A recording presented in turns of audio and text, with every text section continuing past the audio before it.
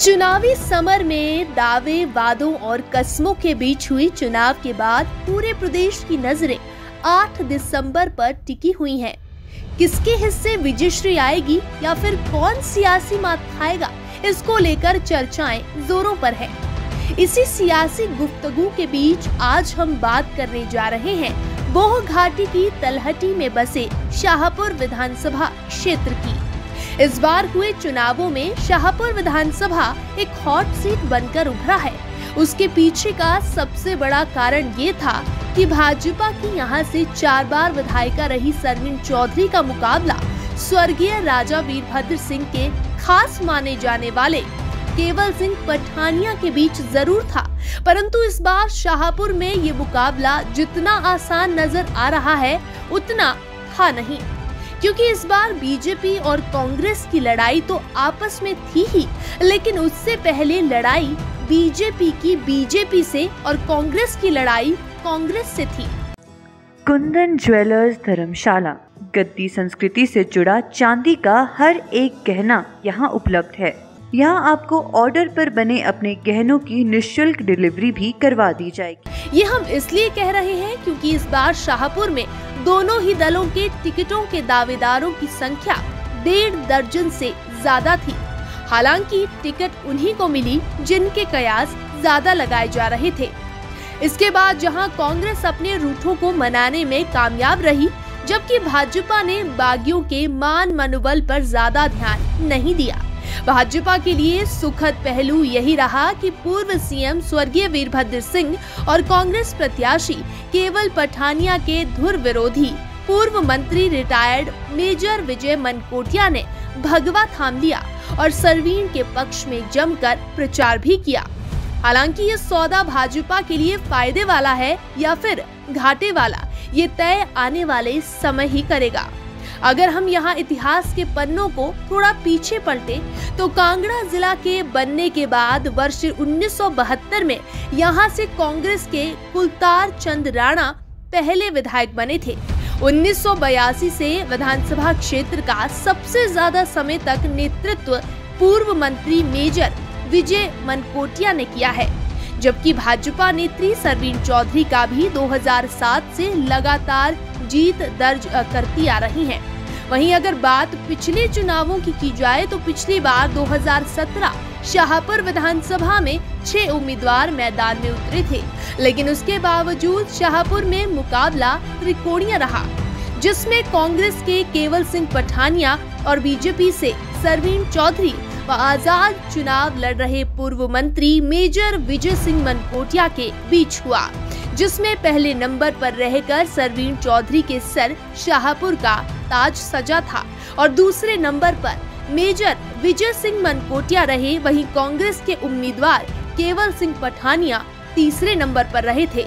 इन्हीं 3 उम्मीदवारों ने लगभग 95.4% वोट हासिल किए थे, जिसे सरवीण चौधरी ने सबसे ज्यादा 23,104 वोट लेकर 39.1% वोट अपने झोली में डालने में कामयाब हुई थी। तो मेजर विजय सिंह मनकोटिया ने कांग्रेस के वोट में सेंध लगाकर 16,957 हासिल कर 28.7% वोट हासिल किए थे।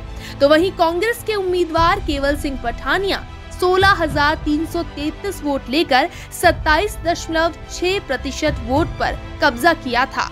हालांकि इस बार का मुकाबला त्रिकोणीय ना होकर सीधा बीजेपी और कांग्रेस का नजर आ रहा है, जिसके बाद यहां मुकाबला सीधा सरवीण चौधरी वर्सेस केवल सिंह पठानिया के बीच का है। बात की जाए मौजूदा चुनाव की तो शाहपुर विधानसभा क्षेत्र में 73.33% मतदान हुआ था।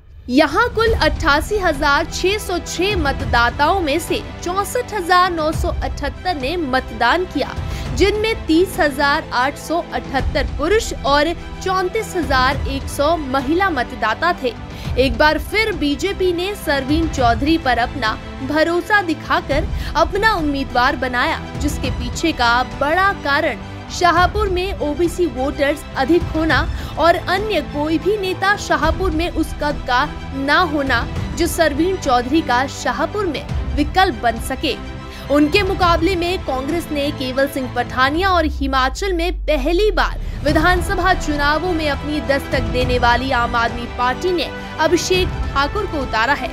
बीजेपी का मुकाबला इस बार कांग्रेस और कुछ हद तक निर्दलीय नेता पंकु कांगड़िया से है, जो भाजपा आप के बाद फिर भाजपा का दामन थामने वाले पंकु कांगड़िया ने बगावती तेवर अपनाकर आजाद हुंकार तो भरी, लेकिन जनता के बीच उस हिसाब से पकड़ बनाने में नाकामयाब रहे हैं। हालांकि अब पंकु कांगड़िया ने किसको डेंट डाला है वो जरूर यहाँ देखने वाली बात होगी।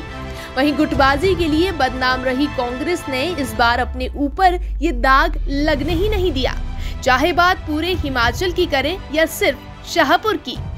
गौरतलब है कि हालांकि कांग्रेस से दर्जनों टिकट के तलबगार थे और केवल सिंह पठानिया को प्रत्याशी बनाने के भी विरोधी थे, लेकिन चुनाव प्रचार में कांग्रेस का शाहपुर में 15 साल का सूखा खत्म करने के लिए सभी एक नजर आए और सभी ने मिलकर कांग्रेस प्रत्याशी केवल सिंह पठानिया के प्रचार करने में कोई कसर नहीं छोड़ी, जिसका फायदा भी कांग्रेस को होता हुआ नजर आया।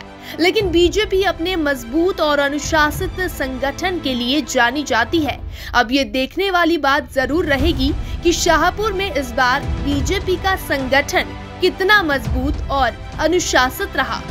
8 दिसंबर के बाद जो भी विजेता रहेगा उसके लिए चुनौतियां भी बड़ी रहने वाली है, जिसमें सबसे बड़ी चुनौतियों की बात करें तो युवाओं को रोजगार देना, धारकंडी जैसे इलाकों में पर्यटन को विकसित करना और स्वास्थ्य समेत मुख्य तौर पर बड़े मुद्दे रहने वाले हैं और सरकारी परियोजनाओं को धरातल पर उतारना मुख्य चुनौती रहने वाला है। इस विधानसभा में फिर से कमल खिलता है या पंजा मजबूत होता है, ये तो आने वाला समय बताएगा।